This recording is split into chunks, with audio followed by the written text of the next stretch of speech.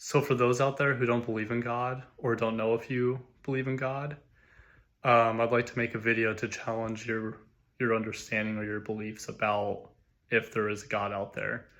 So one thing I've noticed about people who are hardcore atheists and say they don't believe in God is they say, "Well, we don't see a guy up in the sky. Where's this God you're speaking of? We don't see this being or this deity up there." And that exposes a fundamental misconception about what people are speaking about when they, especially Christians, when they're talking about God. So in the Bible, in the book of Acts, Paul is speaking to a group of people at Athens.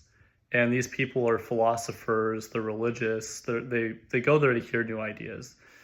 And Paul is preaching Jesus Christ and Him crucified and resurrected. And when speaking about Jesus, Paul says, "In Him we live and move and have our being." So Paul is he's basically explaining this mysterious aspect of God, that He is sustaining us now in this moment. He didn't just create us, but He's holding our very being together. If you just think about the bodies that we have, like our eyes have 126 million photoreceptor cells, which are light sensitive cells. We have lungs that breathe in oxygen to nourish our body and give out carbon dioxide. And then we have trees that do the opposite. They take in the carbon dioxide and produce the oxygen. And if you look at photos of what our lungs look like on an x-ray, and then you see what the trees look like with their branches, it's pretty similar. It's amazing. Now, I'm not saying that this is definite proof of God, but what I'm saying is, after you look at all this creation, all these things that exist and the complexity of them, it takes a lot of faith to think that that came from nothing, or that there's no intelligent designer behind it. It's scientifically impossible for nothing to create everything.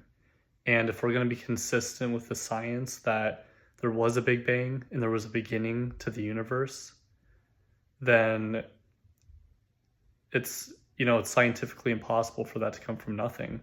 So we need to be consistent. For those out there who have these misconceptions about what it means to believe in God, or what kind of God Christians believe in, we're talking about the God who carved the mountains out. He created the tectonic plates. He made the ocean and the sea creatures in them. He spoke. He literally spoke, and things came from nothing to something. He's the intelligent first cause of all things. And a beautiful reality about this is that God is holding every single molecule in your body at this moment. That means that God intimately knows you and loves you.